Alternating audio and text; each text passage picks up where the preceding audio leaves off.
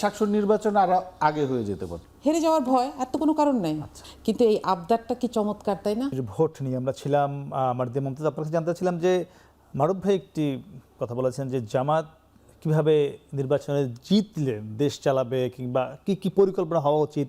এক্ষেত্রে বিএনপি সব পরিকল্পনা করে ফেলেছে, জামাত সেটি করছে না। জামাত রয়েছে তার কথা অনুযায়ী সমালোচনায় রয়েছে, মূলত টেম্পেস্ট আন্ডারস্ট্যান্ড কে কী করছে না করছে এগুলো নিয়ে। কবে জামাত পরিকল্পনা করবে? আচ্ছা, আমি আপনাকে যদি আজকের কথা বলি, আজকে জামাত 6টা বেসিক ফিল্ডে তাদের ডিটেইল পরিকল্পনা প্রকাশ করেছে। আমার মনে হয় সেটার দিকে তাকালে এই অভিযোগটা একেবারেই মাঠে মারা যাবে। আর এখানে এখন বাইরে কি হচ্ছে সেটা বলি।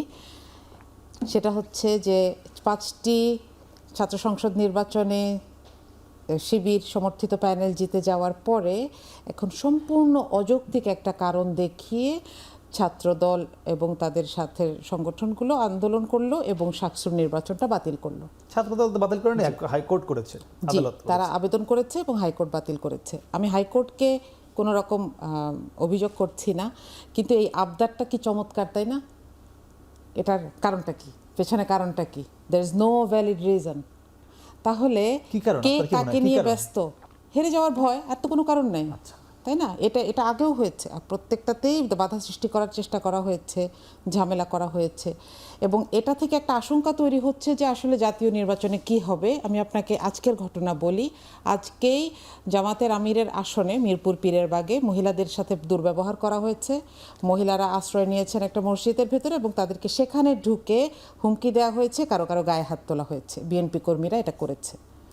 এখন এটা যদি সিনারিও হয়, আমি শুধু অপরকে নিয়ে ব্যস্ত থাকা, দেখেন এটা একটা কম্পিটিশন, রাইট?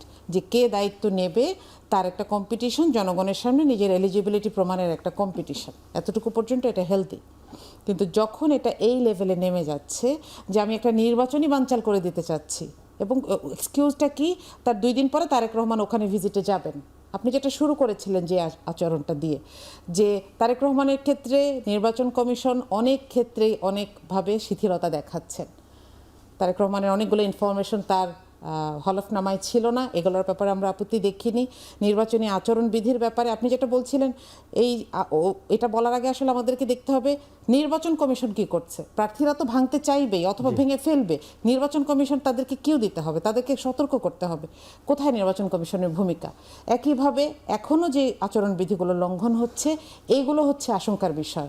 কে কার সাথে প্রতিযোগিতা করছে সেটা তো আমরা চাই যে আমাদের সামনে মানুষের পলিসিগুলো আসুক। এবং শেষ করবো আমি প্রথম কথাটা দিয়েই, যে এই পলিসিগুলো আজকে যেগুলো অফার হয়েছে সেগুলো আসলে দেখা দরকার, যেখানে কি আছে, এবং আমরা সেখানে কিছু বিশ্লেষণ চাই। হয়তো সেগুলো মারুফ ভাই দেখবেন নিশ্চয়ই। মারুফ ভাই, আচরণবিধি লঙ্ঘন করছে বিএনপি, মিরপুরে জামাতের নারী কর্মী বা জামাত কর্মীদের উপর হামলা করেছে, এটি আপার অভিযোগ। এখন এই করলো সন্ধ্যার পরে তার অভিযোগ, এটি করে কি বিএনপির ভোট বাড়ছে?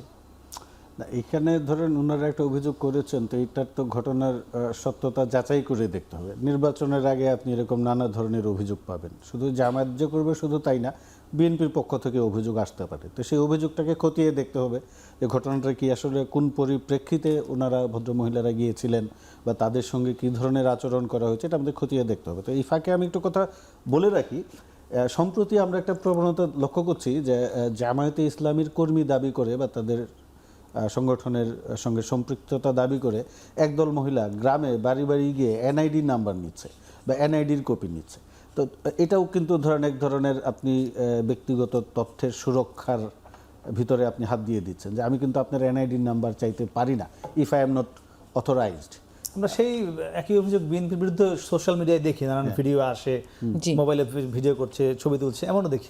বিএনপির পক্ষ থেকে কারো এনআইডির কপি বা ছবি নেওয়া হয়েছে এটা আমি জানি না, বা সোশ্যাল মিডিয়ায় দেখি। হ্যাঁ, কিন্তু আমি নিজে দেখেছি কেরানীগঞ্জের দোহায় এরকম একটা ভিডিও দেখেছি। জামাতের বিরুদ্ধে আমরা দেখি, দুটোই আমরা দেখি। বিএনপির পক্ষ থেকে এরকমটা নেওয়া হচ্ছে বলে আমি জানি না। যদি নেওয়া হয়েও থাকে তাহলে আমি মনে করি কাজটা ঠিক হচ্ছে না, এবং সেটা বিএনপির পক্ষ থেকে তাদের নেতাকর্মীদের সতর্ক করে দেওয়া উচিত। কারণ এনআইডি খুবই একটা স্পর্শকাতর বিষয়, সেখানে আপনার ব্যক্তিগত তথ্য সুরক্ষিত আছে, আপনার অনেক কিছু আছে, জন্ম তারিখ আছে। এখন এই সময়টা হচ্ছে তথ্যের যুগ, ডাটার যুগ, নাম্বারের যুগ।